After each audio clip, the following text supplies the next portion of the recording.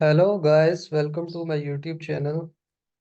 In today's video, we will discuss how we can convert single-ended signal to differential signals. So what are the advantages of differential signals? Differential signals actually help us to reduce the noise entering into high frequency or high speed circuits because differential signals are actually a pair of two signals that has the same amplitude, but they are 180-degree out of phase with respect to each other. So that's why we prefer differential signaling if you want to design a very high speed circuit, or if you want to transmit your signal over some distance. So it is preferable to do this work in the form of differential signals to reduce noise in your circuit. So I have designed the single-ended to differential signal circuit using Proteus software. And in this circuit, I am using LT1012, which is nothing but a simple general purpose amplifier that I have utilized to convert the single-ended signal to differential signal. So let's discuss this circuit in the circuit. And so I have applied the signal to AC signal. I have applied actually two signals. One is the AC signal, and the other one is the DC signal. So this is the signal. This is the sinusoidal input signal which I want to convert into differential signal. Okay. So what I am doing is this amplifier, the first amplifier here, it is working as a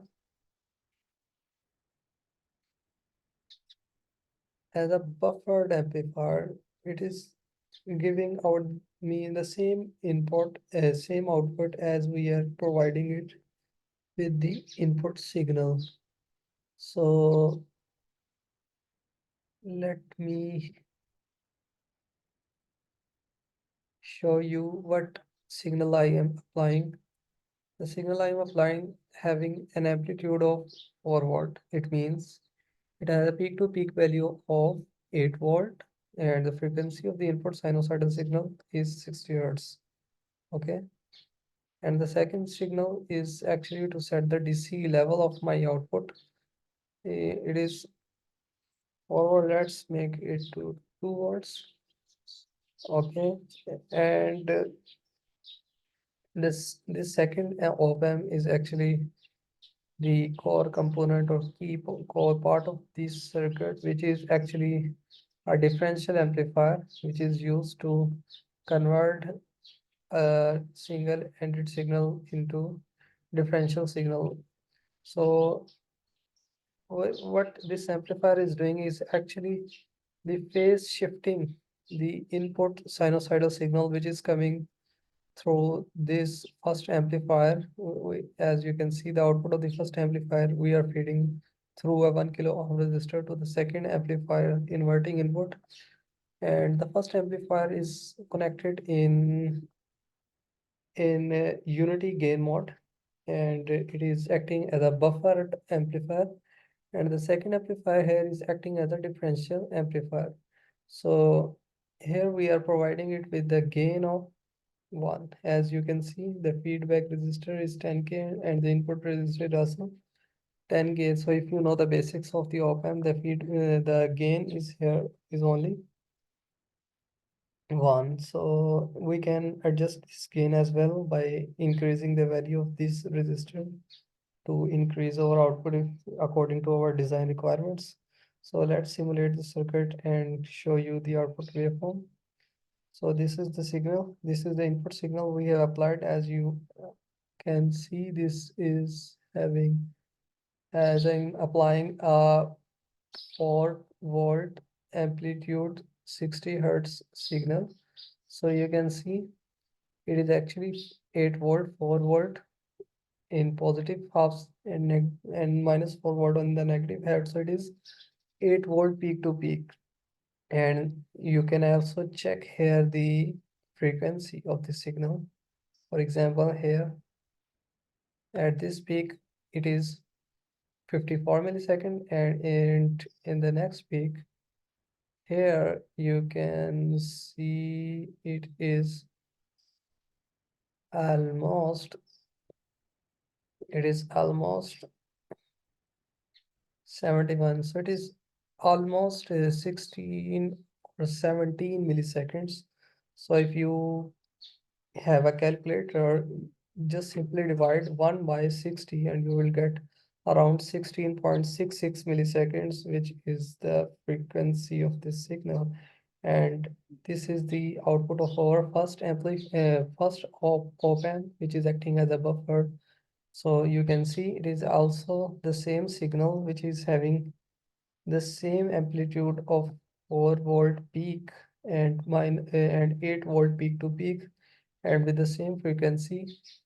And because our first amplifier is acting as a buffer amplifier here, and the second amplifier is actually providing the same signal as the first amplifier is providing. But one interesting thing to note here is the second signal is 180-degree out of phase with respect to the first signal. So in this way, this simple circuit consisting of two op-amps give me uh, give me differential signals from the single sinusoidal signals. You can also adjust the DC level of your output by changing this value. For example, we can change it to 3 watt, and let me show you what is the importance of this DC level. So for example, now you can see from where to where my second signal is oscillating. So I have set this 3 watt as the DC level, and the amplitude of our second signal is so 3 volt and up to go up to up to 7 volts. Okay. So 3 volt is actually the base level of this signal around which our signal will oscillate. And you can see here it is almost -1 volt. So 3 volt to -1 volt, it is also 4 volts.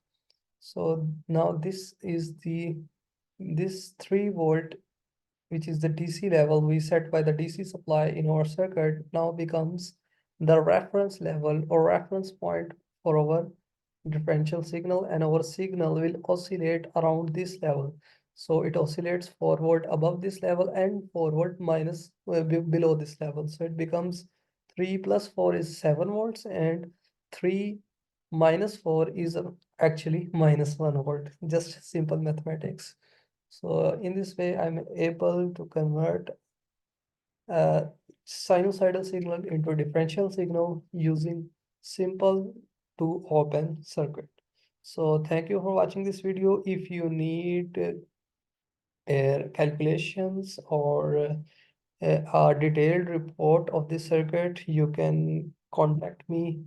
I will provide my contacts details in the description of this video. And if you like my video, please subscribe to my YouTube channel. And also don't forget to like and share with your friends. Goodbye.